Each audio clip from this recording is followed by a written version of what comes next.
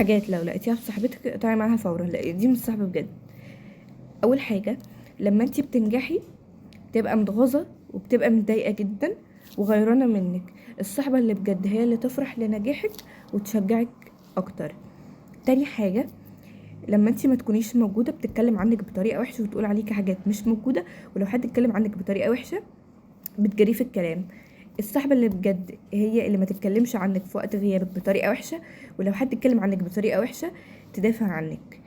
تالت حاجة، وقت الخلاف لما انتوا تكونوا متخانقين بتتكلم عنك بطريقة مش كويسة، ولو في اسرار انتي مديها لها بتقولها للناس. الصحبة اللي بجد هي اللي مهما كان خلافكم ما بتتكلمش عنك بطريقة وحشة وما بتقولش اسرارك لناس تانية. رابع حاجة، دايما بتقارن نفسها بيكي، بتقارن نفسها بشخصيتك، بستايلك، بتغير لما الناس بتكلمك. الصحبة اللي بجد هي اللي تفرح الناس اصلا بتكلمك وتتعلم منك مش تغير منك. بس كده، عايزين نتكلم في حاجة تانية قولولي.